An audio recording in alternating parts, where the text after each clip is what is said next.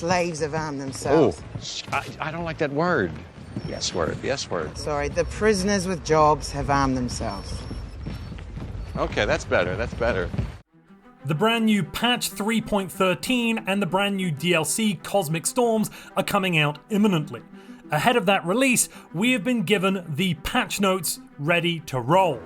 In this video, we're going to dive through those patch notes and also, because they're actually not that long, look a little bit deeper into some of the changes coming with the free patch. We're getting buffs to Penal Worlds, Thrall Worlds, and some changes to Planetary resource deposits. Make sure you've got a drink and a snack, and let's dive in.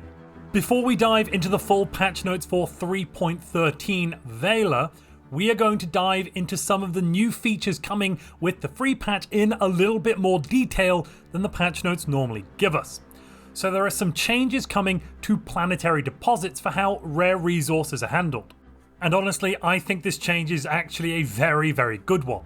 So the deposits that gave access to crystal mines, gas extraction wells, and moat harvest traps buildings now instead increase the number of mining districts available on the planet, which doesn't sound that great so far, but here comes the real kicker.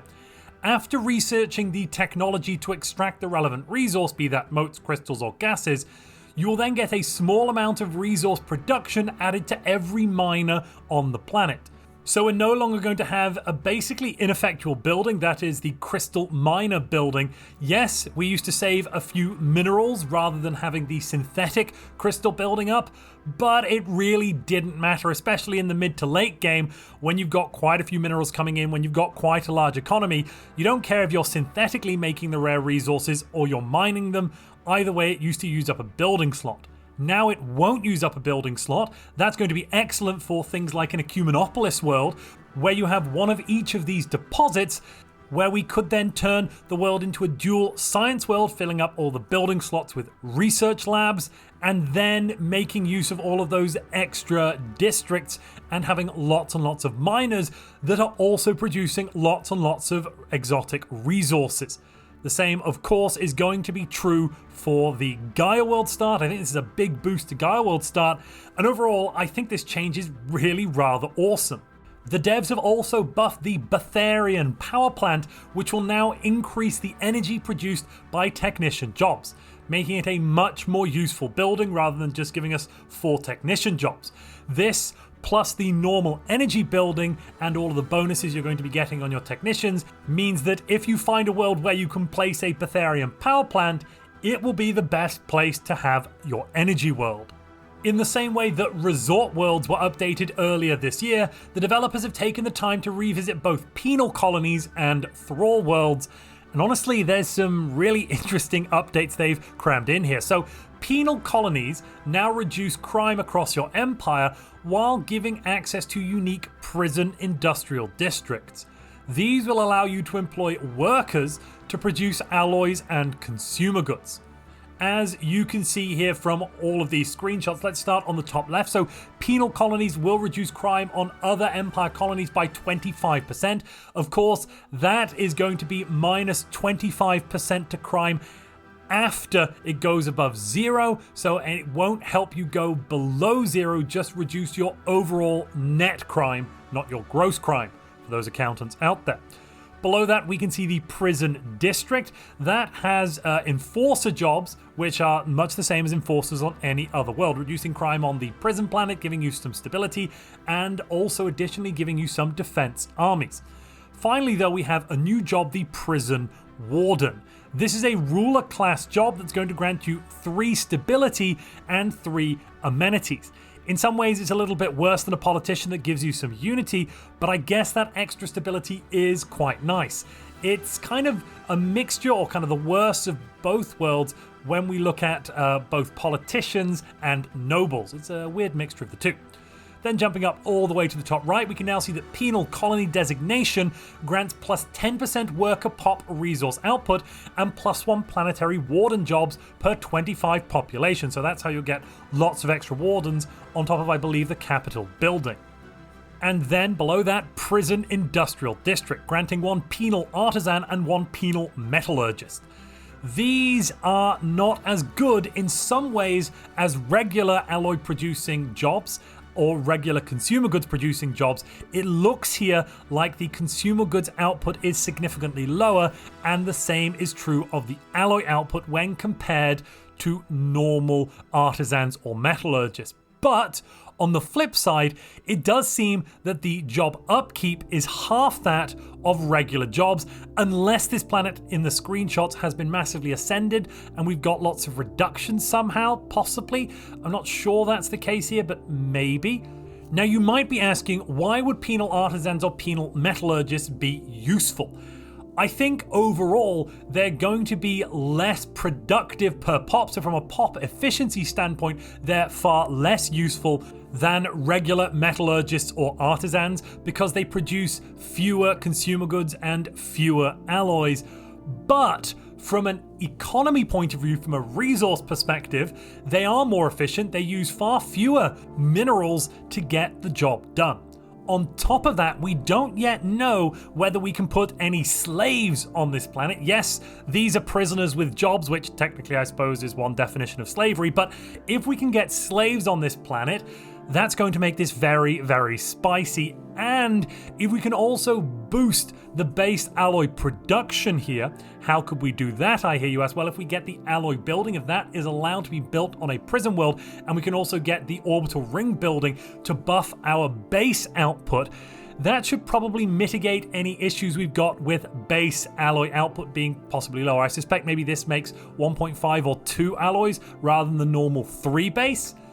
And then we can stack massive amounts of worker resource output increases, and if we've got slaves, you can think about doubling that again to get those resource output jobs putting out loads and loads of alloys and loads of consumer goods.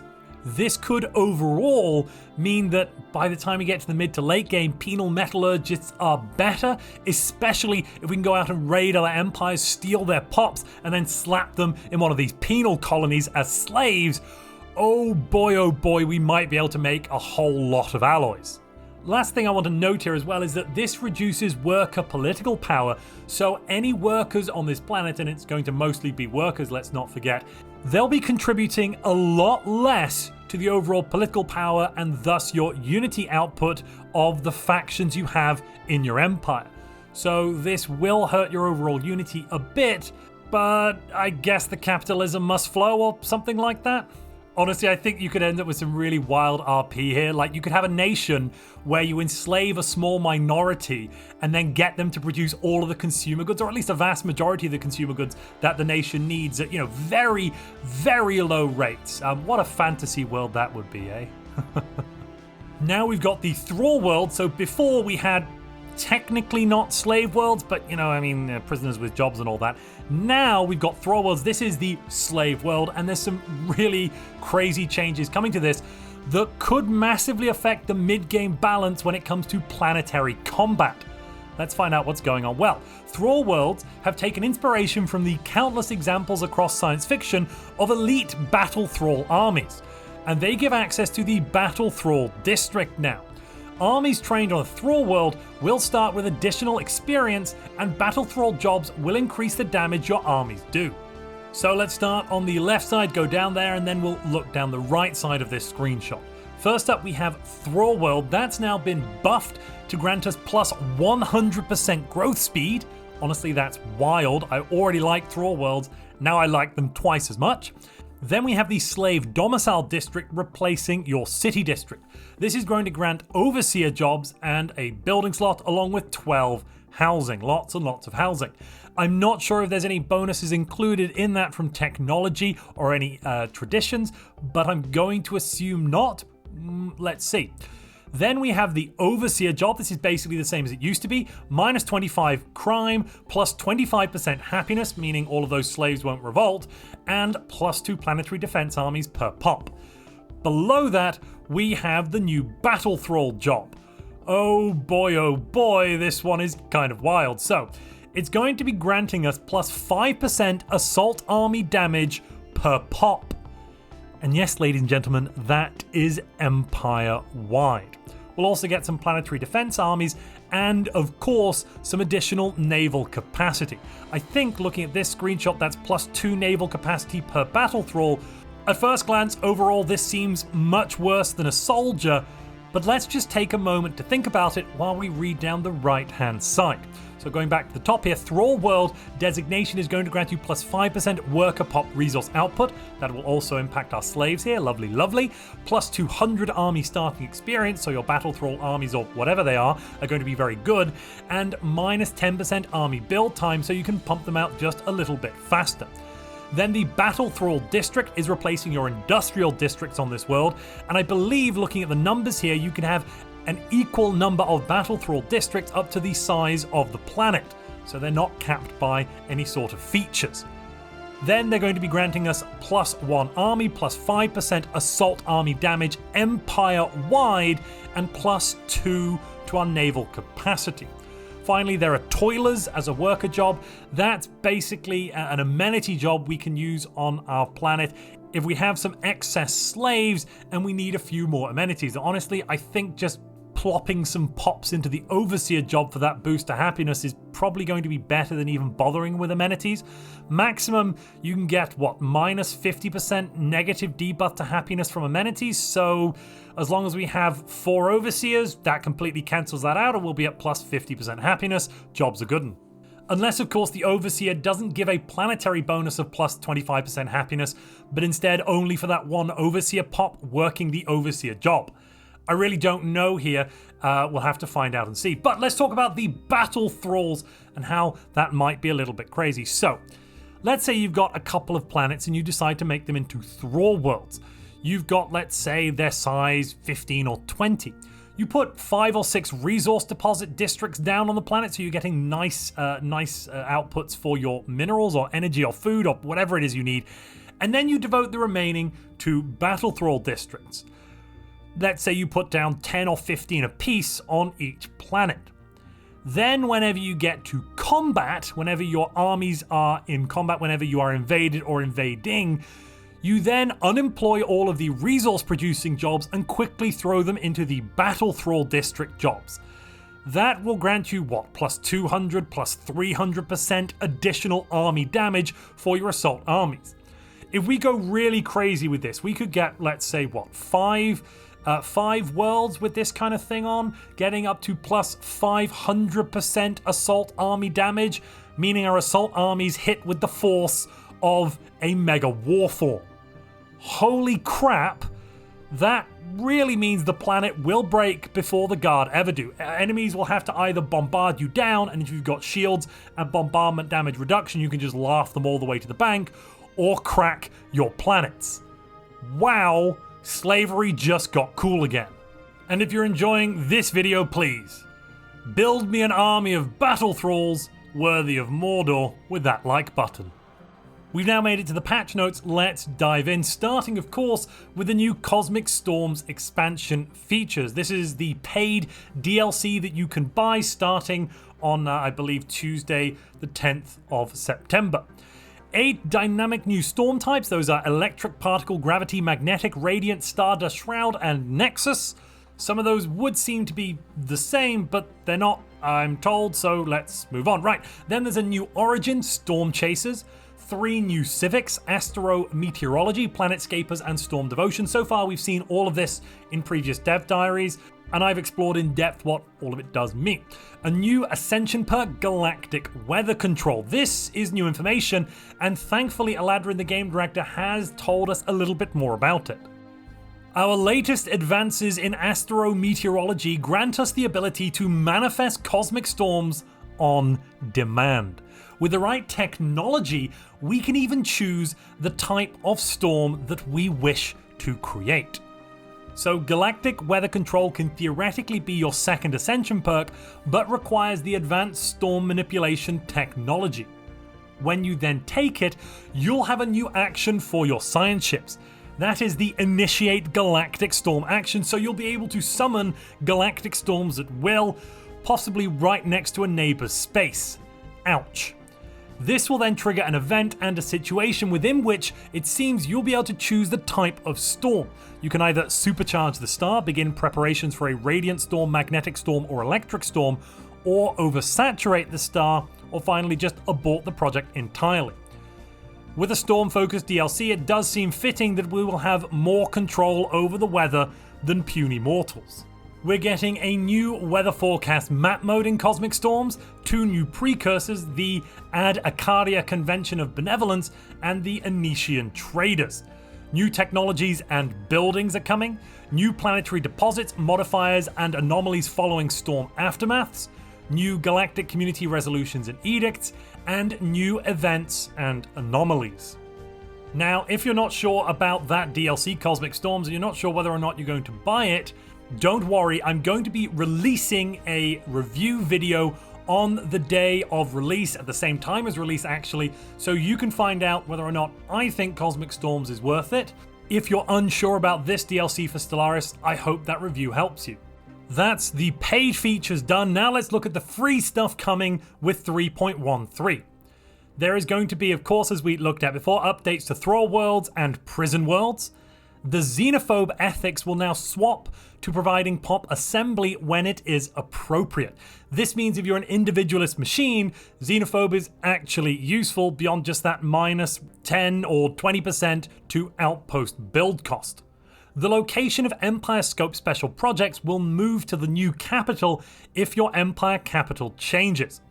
Gueshed out empires are now allowed to decide on their land appropriation policy, meaning they are no longer forced to populate every planet. This is a big quality of life improvement there, actually. You don't necessarily want to put your gueshed out pops on every world you take, especially, let's say, if it's a tomb world. I don't want that, unless, I don't know, maybe I've got tomb world habitability, but you know what I'm saying. Corvée system now gives minus 15% resettlement cost for individualist machines. I didn't know it wasn't. They've standardized the volume of all advisor voiceover lines, so no longer, if you change advisor, will you have to go and retune your advisor volume setting. That's really quite helpful. War allies will now be able to use wormholes, hyper relays, and gateways in each other's territory, even if their borders are closed. Oh, thank goodness. That is very useful. That will help the AI, and actually most games. If you accidentally close your border to an ally and then go to war, they're finally going to be able to use the borders, or let's say AIs have accidentally closed their borders to allies and then gone to war. Borders will actually be not just open, but you'll be able to use the wormholes and gateways and hyper relays. Last up in improvements, we have a massive one. If you hate the idea of Cosmic Storms, if you hated the Storm mid-game event, I have got some good news for you. As of 3.13, the galaxy-wide space storm that is introduced in patch 2.7 Wells will be no more. No longer, if you don't have Cosmic Storms enabled, will you ever get galactic space storms. Honestly, that's an amazing improvement. The Space Storm mid-game event was pretty much the most annoying, though on occasion you could get some tactical advantage out of it. Normally it was just really annoying. So whether you are really into the new Cosmic Storms DLC or not into it, this patch is looking really good for you. There are some UI changes coming. The developers have updated the Megastructure section UI. They've improved tooltips in the Megastructure section UI. When you select a location for an Arc Furnace Stage 1, the tooltip shows the number of deposit sites in the system. That's excellent. When selecting a location for a Habitat Central Complex, the tooltip will show orbital capacities in the system as well, making everything much cleaner and much easier. They've also fixed the tooltip not showing when selecting a location to build a megastructure. Very, very nice additions. Map icons in the galaxy and system view no longer truncate the resource amount when between 0 and 1, so you can actually see if there is a tiny amount of resources being produced. Very helpful for nanites, for example. The tooltip that mentions if a civic is locked is now red instead of orange. They've enabled mouse scrolling in the research completed window. They've extended the minimum width of the veteran level reached window in case too few options are available to choose from. They fixed some overlapping UI in the Empire creation screen so that that's not broken anymore. They fixed the position of cross-platform play checkbox on the Microsoft Store. I think that's MS Store, right? Microsoft Store? Someone correct me if I'm wrong there. They've updated the map modes UI, so the player map mode is no longer available when observing in single player. Of course, why would you need it? The players and trade routes map mode buttons are now disabled instead of hidden when they are unavailable. So you'll always be able to see them. That means you won't get confused when they suddenly appear. They fixed players map mode not graying out AI empires in certain cases. And this one I'm not sure I'm in favor of. The Union's map mode is now a regular map mode instead of a toggle. Given that they have told us the weather map mode is its own map mode, this means if we turn on weather map mode, we won't then be able to also have Union's map mode enabled, which I think might make things more confusing. We will have to wait and see though. As ever, we're also getting a host of bug fix changes and modding changes coming in. They're on your screen right now if you want to take a quick look, but if you want a more detailed look, I of course have put the link to this dev diary and this patch notes down in the description below where you can go and check that out. Patch 3.13 is coming out very, very soon. In fact, on Monday the 9th, I'm going to be live streaming the new patch and the new DLC one day before the full release, thanks to the lovely people at Paradox who've given me some early access. If you've enjoyed this video and you'd like to find out more about the brand new Civics and Origin coming with Cosmic Storms, you'll want to click the video on screen now.